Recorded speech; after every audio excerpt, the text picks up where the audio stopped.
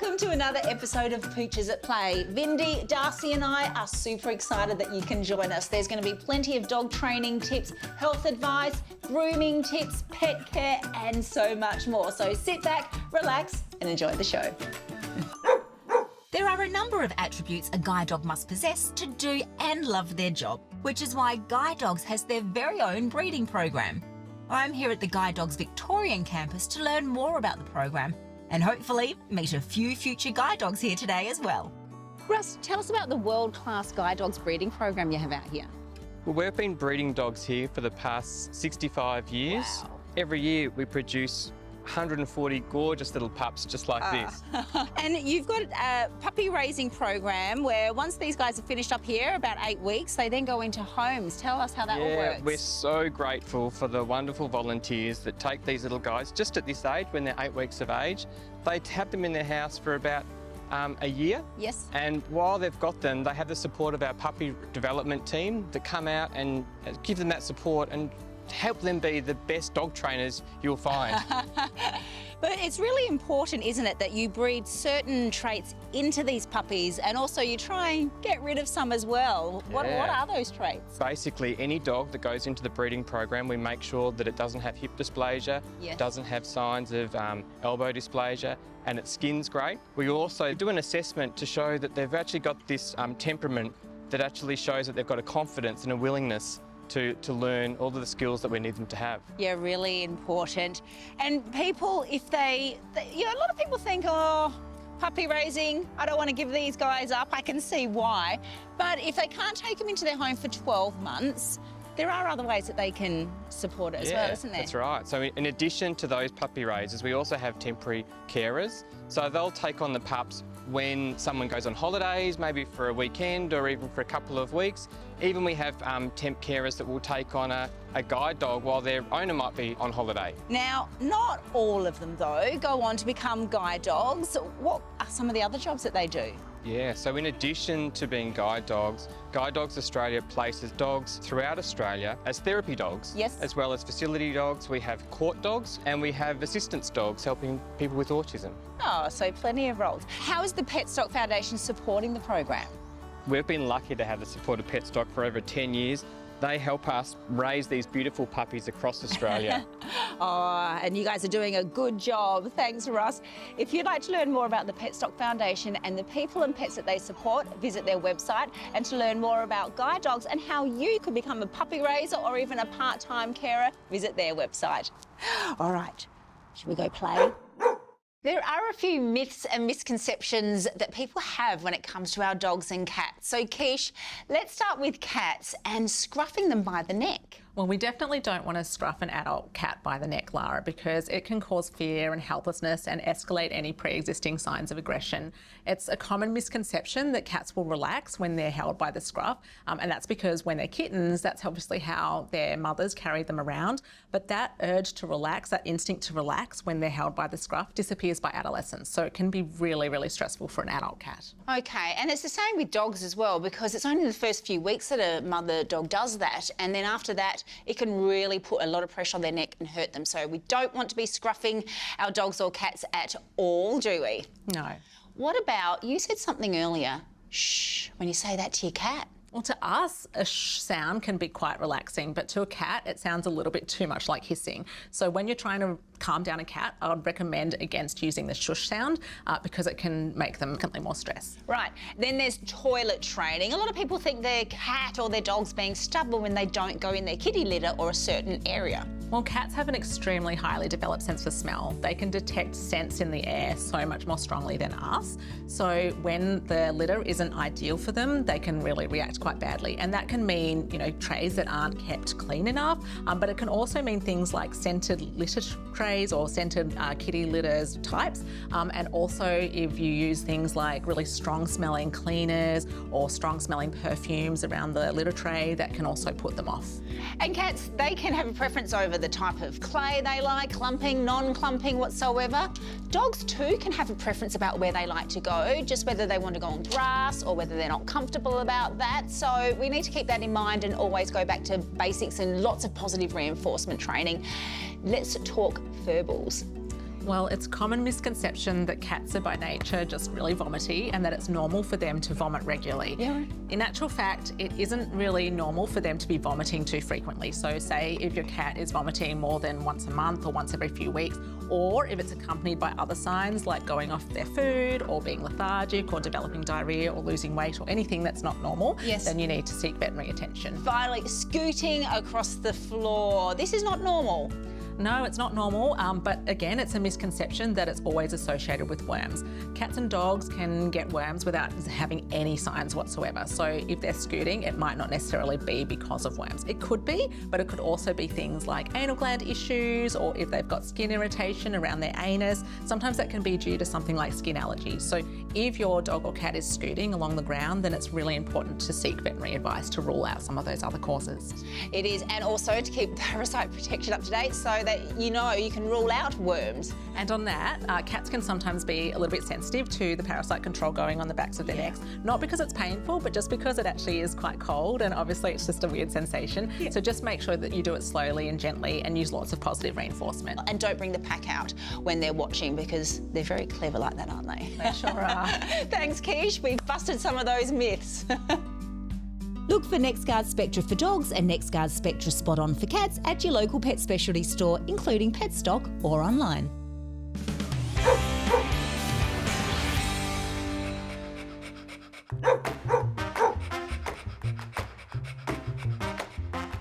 Finding a pet boarding service that you trust to take good care of your dog or cat when you go away can help to ensure you enjoy your trip away without them. To learn more about Pet Resorts Australia and the services they offer, I'm on Queensland's Sunshine Coast to catch up with their Umundi Resort Manager, Simon Mansbridge. Simon, what are some of the key services that Pet Resorts Australia offer? So we offer boarding for all your cats and dogs and other animals as well. We also have doggy daycare and we also do training on site as well.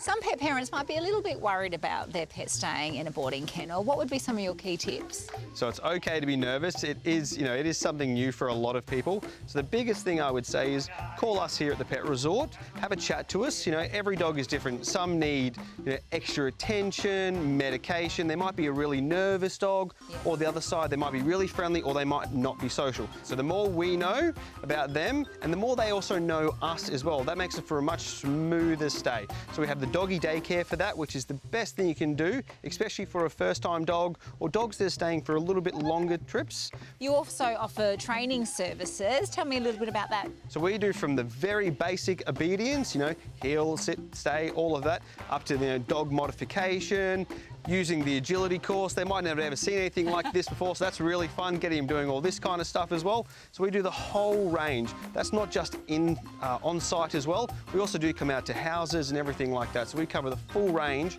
of training packages. If you're doing training in-house while they're staying here, I reckon it's pretty important that then the owners get trained as well.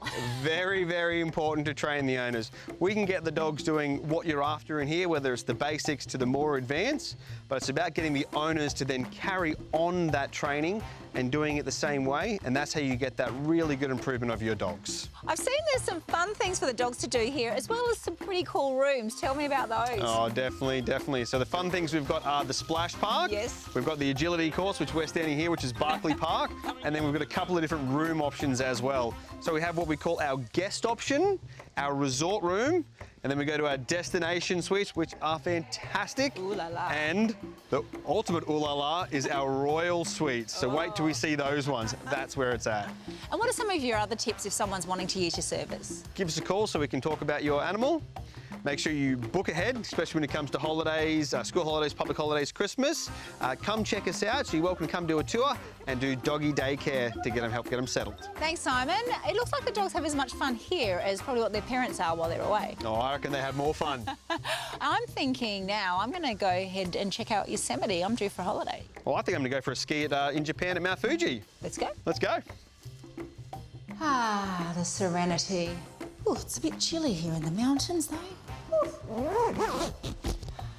To learn more about Pet Resorts Australia or to book your pooch in for a stay, visit petresortsaustralia.com.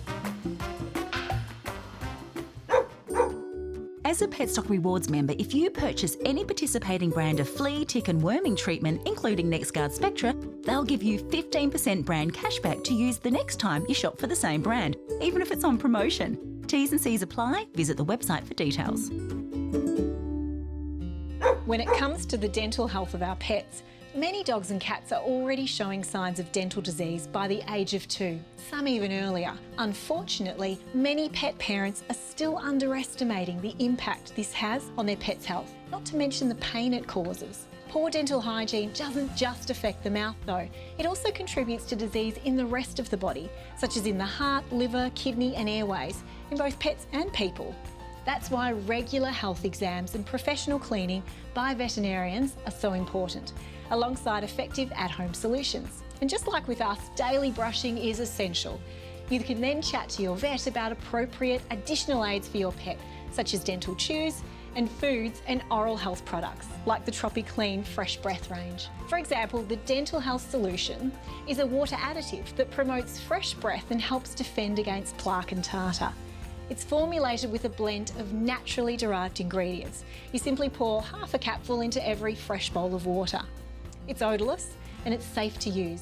And unlike many other water additives, it doesn't contain sorbitol, which can be a common gastrointestinal irritant in dogs.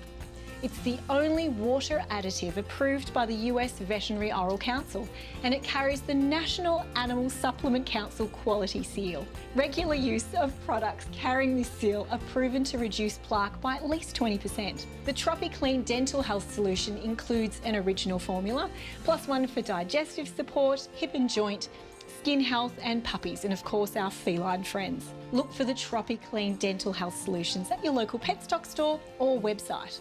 What do you think? Do you need some water after all that?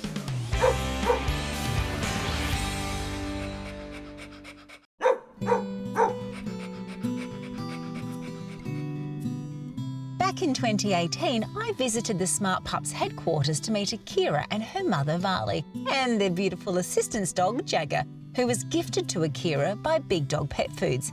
Today, I'm catching up with them again to hear how having Jagger by her side has helped Akira in her daily life, including her many hospital stays. Vali, it's been 6 years since I last caught up with you, Jagger and Akira. How has life been over that time with Jagger part of your life? Jagger has been absolutely amazing. He's made a massive improvement to Akira's quality of life.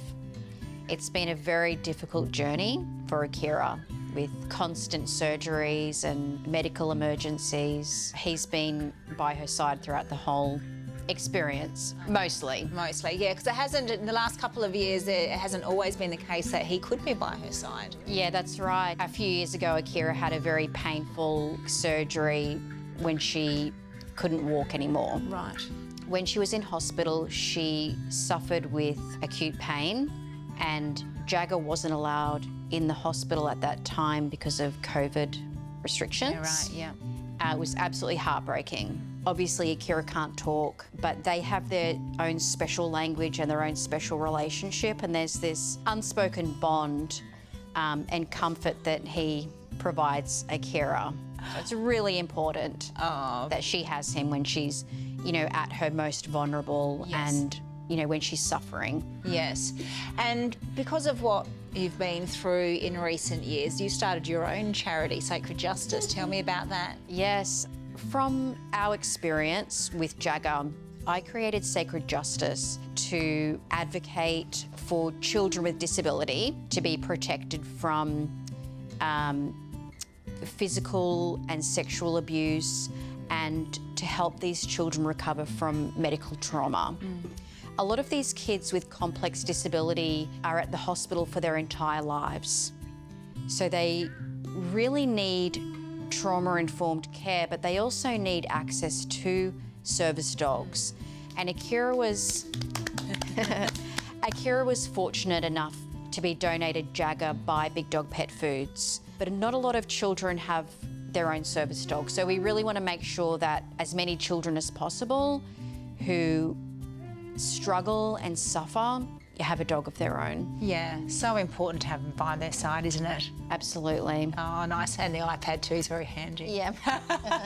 Thank you very much for your time, Vali. Best of luck with the charity. Thank you, Akira. And thanks, Jagger. Yeah, saw a tail wag then. Big Dog continues to support smart pups and their puppy breeding program, feeding future assistance dogs like these little guys. To learn more about smart pups, visit their website, and to learn more about Big Dog pet foods, visit theirs. Taking good care of your dog's paws is important to help keep them healthy and pain-free. They're actually one of the most sensitive parts of their body, particularly as the tops of them have blood vessels over them. That's why it's a good idea to get your puppy used to having their paws touched regularly and as early as possible. Now, if you've got an older dog, a bit like Vindy here, maybe even Darcy a little bit, that don't like their paws being touched too much, then you can use treats and praise to create a positive association as you gently touch them when they're feeling nice and relaxed. You know, maybe when you're watching TV or something, that's a good time just to do it really slowly and just in short bursts. Dogs instinctively hide their pain, so regularly check your dog's paws for any signs of injury or irritation. Grass seeds are a common problem and they can be life-threatening if they penetrate the skin and then move through the body. So always check for them between their paws and their pads and toes. Grass can also harbour allergens, pesticides and other harmful substances that can really irritate your dog's paws or be ingested, of course, when they lick them. So giving them a wipe after a walk or playing on the grass can help to keep them safe and allergy-free too. The DGG bamboo wipes are pH balanced for dogs and enriched with aloe vera and oatmeal to soothe while cleansing, and are also biodegradable and cruelty-free. During the summer, dogs can easily burn their paw pads on the ground. I often see dogs being walked in the middle of the day on hot pavements. It's my pet hate, excuse the pun. So always check with the palm of your hand and ideally walk early in the morning and night when it's cooler. Their paws can also be prone to cracking either during the colder months or in the hot. So it's really important to keep them moisturised as well. So use the DGG Paw Balm for that. Nail trimming is also vital for your dog's comfort and mobility. Overgrown nails can lead to discomfort, difficulty walking and even joint issues, so trim your dog's nails regularly, aiming to keep them just above the quick. That's that little red blood vessel that you see inside the nail. If you're not confident about doing it yourself, I'm not with their black nails, then see your groomer or your vet for guidance. Overgrown hair around the paws can trap dirt and moisture, leading to irritation, matting and bacteria. So by keeping their hair trimmed, you can help prevent these issues. I often also see dogs slipping on tiles due to the hair growing over their paw pads, which can be particularly painful for ageing dogs, particularly if you've got slippery tiles as well. If you notice your dog excessively licking or chewing on their paws, always check them. An environmental or other allergy may be causing the itching, while swollen, red or irritated paws may be an allergy, or it could even be an injury. Always take your dog to the vet if they're limping and you can't find anything lodged in the paws yourself, or if they're licking and their swelling persists.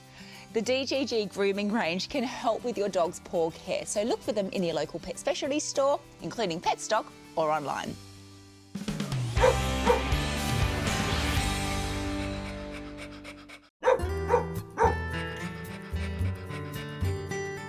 Pets can get a bit itchy and scratchy from time to time, and what you might not know is that they can take antihistamines like we can too. Nicole, talk us through this. Absolutely. Lots of people don't know that dogs and cats can safely take human antihistamines. So I think all pet parents should ask their vets or even do a bit of research themselves and have their safe pet's dose on hand. So yeah, it's really commonly used and it can be effective, but similar to humans, for some pets it works better than others, so it might be a bit of trial and error trying different ones. Okay, and there are some different types as well. What's your one that you usually recommend? My favourite one would have to be Telfast, which is phenoxyphenidine, because it's the most well researched. So for me, I use the research dose, which is 18 milligrams per kilogram. So it's actually one of the higher strength ones, the 180 milligram per 10 kilos of body weight, which is a lot more than a lot of people would realise. Yeah, I actually have that, and I got it because I knew the boys could have it. So I take the 180, means Vindy, who's almost 10, he can have just about 3/4 of that too. All right, perfect, lovely. But it's really obviously important for people to understand that if it's more than just a little itch. Yeah, absolutely. So we use them in first aid situations like bee stings, things like that. That's really handy. And then also with your seasonal allergies. But certainly if it's not enough to help scratching stop, you definitely need to see the vet, because there's a lot of other things we can do to help and we don't want them suffering from allergies. But lovely, thanks Nicole. You can go to our website if you want to learn a little bit more about that, poochesatplay.com. Thank you. When it comes to ensuring our dogs have the best chance to live a long and healthy life, making sure they have a complete and balanced diet that meets their nutritional needs for each of their life stages is a key influence. When it comes to puppies, they are a bundle of energy, so they require a diet higher in protein, fat and overall calories than an adult dog needs, as well as specific nutrients to support their growing bones, teeth and muscles, and to facilitate optimal brain development. Large breed puppies grow rapidly, but they mature later, so chat to your vet about their specific dietary needs, and likewise as they hit their adolescence when they experience significant hormonal changes. Just a tip, be prepared for some behavioural challenges during this stage too. When it comes to transitioning your dog onto an adult food, your vet can advise the right time to do this based on your dog's breed and their size. At all life stages, protein is vital to maintain strong, lean muscles, so you should always look for and choose a product that has a quality meat protein as the first ingredient. Fats provide the most concentrated source of energy in the diet, and they need to be tailored to each life stage. As our dogs mature, like little Darcy here for example, a diet lower in calories but still high in essential fatty acids is generally recommended, along with other nutrients that support their ageing brains and bodies. Look for a good quality fish oil to support your dog's skin, coat and brain health at all ages, whilst vegetables and other fibre-rich ingredients can help maintain good gut health, which is so important for our pets. And when feeding your dog treats, the same rules apply. Remember to feed no more than 10% of their total daily calorie requirements in treats as well. You don't want them eating too much of those. Always remember though, when transitioning your dog to a new diet, you need to do it slowly to help avoid stomach upsets. Visit vitapet.com.au to learn more about their range and other tips for dogs at all life stages. Would you like to win a Pawson prize pack worth over $2,500? One lucky person will win a year's supply of Big Dog Pet Foods, Antinol Plus, NextGuard Spectrum Monthly Chews, plus a $250 Petstock gift voucher, $500 worth of DGG Grooming and Apparel, $300 worth of VitaPet treats, and a signed copy of Eat, Play, Love Your Dog. Plus, there's 5 consolation prizes up for grabs too. To enter, sign up to our e-news and name one of the charities featured this series. Visit poochesatplay.com. Thanks for joining us. I hope you enjoyed the show. Don't forget there's plenty more training advice, tips and so much more on our website. Plus, join us on social media as well. We're everywhere. And YouTube too.